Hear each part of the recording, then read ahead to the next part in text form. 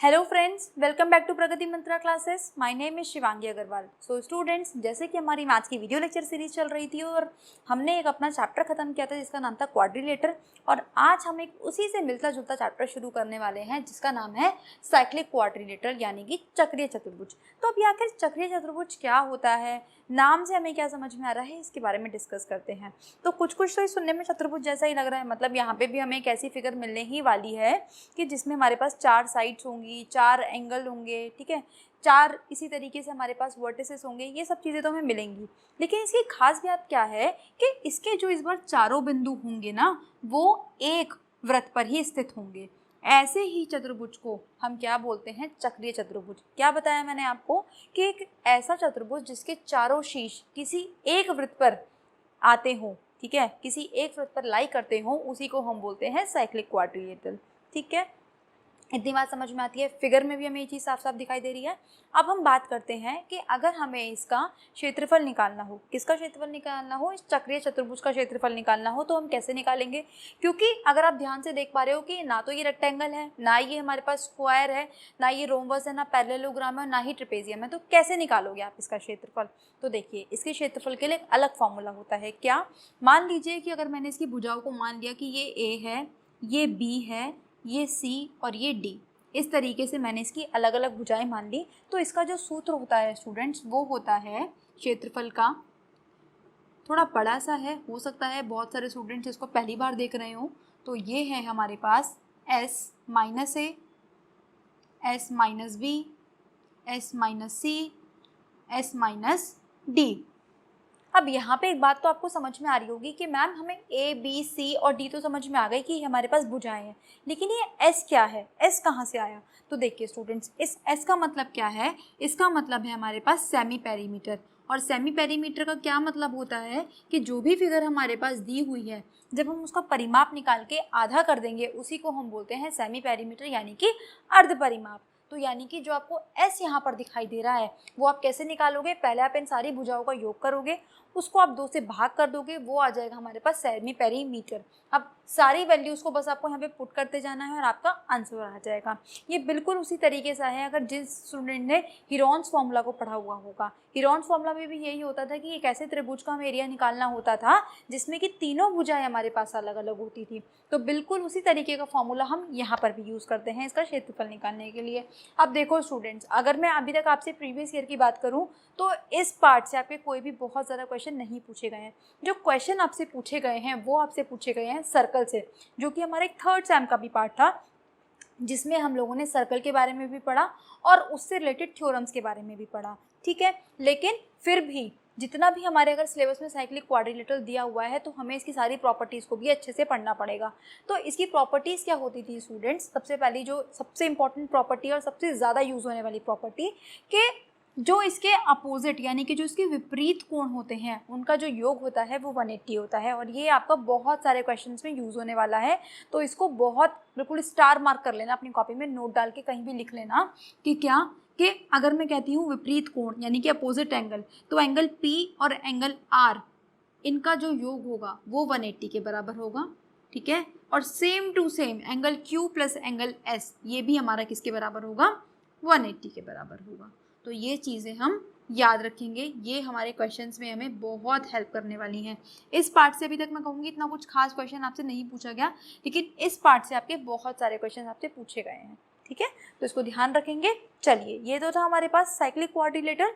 अब हम समझते हैं कि जो हमारे कोर्स में सिलेबस में सर्कल से रिलेटेड जितने भी थ्योरम्स के बारे में बताया गया है, उनके बारे में समझते हैं। फिर हम उसके क्वेश्चन देखेंगे और उसके बाद प्रैक्टिस करने के बाद, जैसे कि हम हर बार करते हैं, कि जितने भी प्रीवियस ईयर क्वेश्चंस थे उनको भी हम यहाँ पे डिस्कस करने वाले हैं। तो चलिए बिना टाइम वेस्ट करे शुरू करते हैं अपना थ्योरम वाला पार्ट। तो देखिए स्टूडेंट्स, अब हम देखते हैं कि इसकी जो जैसे कि हम लोगों ने वृत्त के बारे में जो हमारे पास टर्म्स थी छोटी छोटी, जैसे कि त्रिज्या हमने देखा था, व्यास के बारे में हम लोगों ने देखा, जीवा के बारे में, इन सब चीज़ों को हम समझ चुके थे।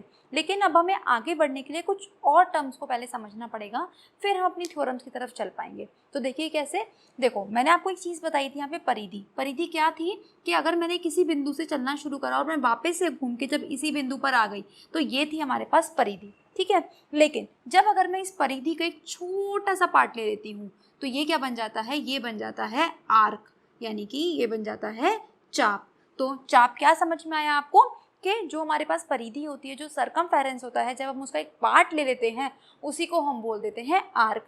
अब देखो एक तो आर्क मेरे पास ये बचेगा, अगर मैं लिखती हूँ यहाँ पे ए बी इस तरीके से, तो एक आर्क तो ये बन गया और एक आर्क मेरे पास ये वाला बच गया। तो जो छोटा वाला है उसको हम बोलते हैं माइनर आर्क और जो बड़ा वाला है उसको हम बोलते हैं major arc. According to question वो आपको देगा कि वो किस आर्क के बारे में बात कर रहा है। चलिए नेक्स्ट चीज समझते हैं। देखो ये जो पूरा इसके अंदर एरिया आता है इस सर्कल के अंदर, इसको हमने क्या बोला, इसको हमने बोला क्षेत्रफल।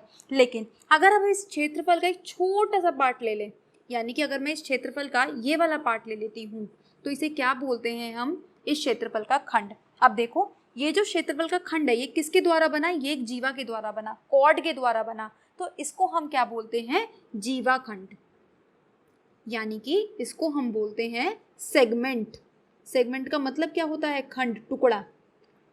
ठीक है, आई होप चीजें क्लियर है कि हमने पूरा हमारे पास वृत्त का एरिया था, हमने उसमें से थोड़ा सा एरिया काट लिया, ठीक है, यानी कि हमने उसके खंड कर दिए। किसके द्वारा खंड करा, हमने जीवा के द्वारा खंड करा, तो इसलिए हमने इसको बोल दिया जीवा खंड यानी कि सेगमेंट। इसी तरीके से एक और हम तरीके से खंड कर सकते हैं त्रिज्या के थ्रू, जैसे कि ये हमारे पास सेंटर है, ये हमारे पास त्रिज्या है, ठीक है, और ये भी हमने एक त्रिज्या बना ली। तो जब मैंने त्रिज्या के थ्रू एक खंड बना दिया इसका, पिज्जा जैसा, पिज्जा हम सबने देखा है ना, इसी तरीके से शेप होती है ना हमारे पिज्जा की, तो वो जो एक पिज्जा की शेप होती है, ठीक है, उसको हम क्या बोलते हैं, इसको हम बोलते हैं त्रिज्या खंड। क्योंकि ये त्रिज्या के द्वारा बनाया गया खंड है इसलिए हमने इसको बोला त्रिज्या खंड, और इंग्लिश में इसको हम बोलते हैं सेक्टर।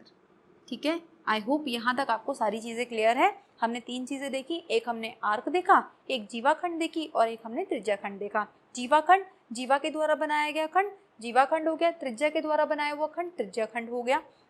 अब इसमें भी वही बात आती है कि ये छोटा है तो माइनर खंड, माइनर, और ये मेजर सेगमेंट। इसी तरीके से ये भी माइनर सेक्टर और ये बड़ा वाला बचा हुआ मेजर सेक्टर। जनरली क्वेश्चन वो आपसे यहाँ से नहीं पूछेगा, बस ये टर्मिनोलॉजीज मुझे आपको क्लियर करनी थी तो मैंने आपको यहाँ से बता दी। अब हम चलेंगे यहाँ से अपने थ्योरम्स की तरफ। तो देखिए एक जो हमारे पास सबसे इंपॉर्टेंट थ्योरम है जिससे आपके मैक्सिमम क्वेश्चन अभी तक पूछे गए हैं वो क्या, कि अगर मैं कोई चाप ले लेती हूँ, मान लीजिए अगर मैं कोई आर्क ले लेती हूँ यहाँ से लेके यहाँ तक, और मैंने सेंटर पर इससे कोई एक एंगल बनाया, ठीक है, मैंने सेंटर पर इससे कोई एक एंगल बनाया, तो बाकी जो शेष परिधि पर कोण बनेगा वो इसका आधा बनेगा। देखो ये पॉइंट 1 है इस तरीके से, मतलब मैं क्या कह रही हूँ, ये मेरे पास एक चाप है ए बी, ठीक है, इससे मैंने केंद्र पर कोई कोण बनाया, मान लीजिए वो मैंने ले लिया 2 थीटा, तो जो शेष परिधि पर बना हुआ कोण होगा वो हमारे पास हो जाएगा थीटा। मतलब क्या बोला मैंने, परिधि पर जो कोण बनेगा वो आधा होगा किसके, जो हमारे पास केंद्र पर बना हुआ कोण होता है। फॉर एग्जाम्पल अगर मैं कहती कि ये हमारे पास 30 डिग्री का है तो ये हमारे पास कितने का हो जाएगा, 60 डिग्री का, बिल्कुल इस तरीके से। ठीक है, इतनी चीज़ समझ में आती है। अब आप मुझे एक चीज़ बताओ यहीं से कि मैंने आपसे इतना बता दिया कि एक चाप है, इसी चाप से मैंने केंद्र पर डाला, इसी चाप से मैंने परिधि पर डाला, क्या मैं इसी चाप से और कोण बना सकती हूँ परिधि पर? बिल्कुल बना सकती हूँ। देखिए कैसे, इस तरीके से, ठीक है, फिर इसी तरीके से मैं यहाँ पर भी बना सकती हूँ, इसी तरीके से मैं यहाँ पर भी बना सकती हूँ। ठीक है, तो ध्यान रखिएगा क्योंकि हमारे पास ये मैंने एक ही चाप से बनाया है तो ये सारे के सारे कोण 30 हो जाएंगे। क्यों? क्योंकि जो केंद्र पर बना हुआ कोण है वो 60 डिग्री है और परिधि पर बना हुआ कोण उसका आधा यानी कि 30 डिग्री। तो देखिए यहाँ से मुझे एक चीज़ समझ में आई कि अगर मान लीजिए मैंने एक सर्कल ले लिया इस तरीके से और एक ही चाप लिया मैंने, मान लीजिए CD मैंने एक चाप ले लिया और इस चाप से जब मैंने परिधि पर बहुत सारे कोण बनाए तो वो सारे के सारे जो कोण थे वो मुझे आपस में बराबर मिले। ये बिल्कुल मेरा जो रिजल्ट है वो मैंने इसी थ्योरम से निकाला है। ठीक है, कैसे? क्योंकि अगर जैसे ही मैं यहाँ पे एक केंद्र पे इसी से अगर मैं केंद्र पर कोण बना दूंगी तो वो उसका डबल हो जाएगा, बाकी सारे आधे बनने शुरू हो जाएंगे। तो अब ये बताओ, ये मैं कह सकती हूँ ना कि सारे 30-30-30 बराबर हैं, तो इसी तरीके से ये वाले जो कोण होंगे थीटा थीटा थीटा, ये सारे के सारे आपस में बराबर होंगे। अब ये हमारी बहुत इंपॉर्टेंट थ्योरम है जिससे हमारे बहुत सारे क्वेश्चन होने वाले हैं। चलिए क्वेश्चंस की तरफ चलते हैं, प्रैक्टिस करते हैं और फिर उसके बाद हम प्रीवियस ईयर क्वेश्चन को देखेंगे। आगे बढ़ने से पहले एक चीज़ और हम ध्यान रखेंगे कि मान लीजिए जो भी हमने थ्योरम देखी थी ये उसी का रिजल्ट है। मान लो कि मैंने एक सर्कल का इस वृत्त का मैंने एक ले लिया डायमीटर, यानी कि जिसका नाम मैंने दे दिया COD। और मैंने आपसे कहा कि अब मैंने यहाँ से एक बनाया इस तरीके से अपना कोण। तो क्या आप मुझे बता सकते हो ये कोण हमारे पास कितने डिग्री का होगा? देखिए स्टूडेंट, किस तरीके से, अगर मैं आपसे कह रही हूँ कि मैंने इसको एक व्यास, ठीक है, एक व्यास लिया है इस तरीके से और यहाँ पे मैंने इसका कोण बनाया है परिधि पर, तो हम जानते हैं क्योंकि एक स्ट्रेट लाइन है तो ये वाला जो एक एंगल बनेगा हमारे पास, ये कितने का बनेगा? 180 डिग्री का बनेगा। और हमने अभी अभी देखा कि जो केंद्र पर बना हुआ कोण होता है वो इसका डबल होता है, तो ये वाला जो कोण है ये कितने का होगा? 90 डिग्री का होगा। तो यहाँ से हमें एक चीज़ पता चली कि जब भी हम अर्धवृत्त में कोई भी कोण बनाएंगे इस तरीके से वो हमेशा 90 डिग्री का होगा। ठीक है, मैंने क्या बोला कि अगर मेरे पास कोई भी इस तरीके से सर्कल है और मैंने आपसे कहा कि अर्धवृत्त में इस तरीके से मैंने कोण बनाया है तो ये हमेशा हमेशा हमेशा 90 डिग्री का होगा। चाहे तो आप इस चीज़ को प्रूव भी कर सकते हैं खुद से ड्रॉ करके। तो ये 3 रिजल्ट थे जो कि हमें याद रखने थे।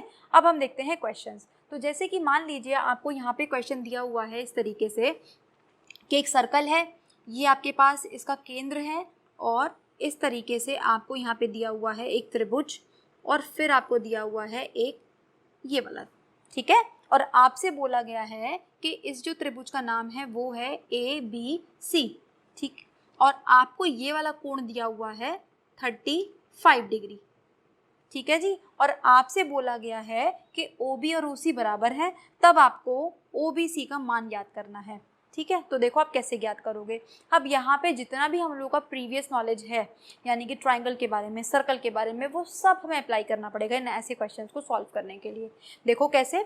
अब यहाँ पे अगर ये 35 डिग्री है, पहले बस आप समझ लीजिए, अभी हम पूरा रिटर्न में करेंगे जब हम पूरा अच्छे से क्वेश्चन स्क्रीन पर लगा कर करेंगे, लेकिन ये सिर्फ क्वेश्चन आपको मैंने समझा करने के लिए यहाँ पे दिखा रही हूँ कि एक सर्कल है इस तरीके से, ठीक है। यहाँ पे आपको 35 डिग्री दिया हुआ है। अब आपको दिख रहा होगा कि ये सेम चाप से बने हुए हैं, एक ही चाप से बने हुए हैं, BC चाप से। तो यानी कि अगर ये 35 डिग्री है तो ये कितना हो जाएगा हमारे पास? 70 डिग्री, क्योंकि केंद्र पर बना हुआ कोण दुगना होता है, तो ये 70 डिग्री हो गया। अब इस ट्राइंगल में देखिए OBC में आपको दिया हुआ है कि ये दोनों भुजाएं बराबर हैं। जब दोनों भुजाएं बराबर हैं तो दोनों हमारे पास ये कोण भी बराबर होंगे। मान लीजिए इस कोण को मैंने x मान लिया तो ये भी मेरे पास x हो जाएगा। अब हमने एक थ्योरम देखी थी कि किसी भी त्रिभुज के तीनों कोणों का योग कितना देखा था हमने? 180 देखा था। तो देखो अब कैसे काम करेगा ये कि 70 + x + x, इसको मैं किसके बराबर लिख सकती हूँ? 180 के बराबर। जब आप यहाँ से इसको सॉल्व करोगे तो ये 1 1 10, यानी कि x आ गया 55, यानी कि ये जो कोण है ये आपके बनेंगे 55 के। तो देखा आपने, थ्योरम तो आपने किसकी लगाई? वृत्त की लगाई, लेकिन क्वेश्चन हमें कैसे निकालना था? एक हमें ट्राइंगल का कोण निकालना था।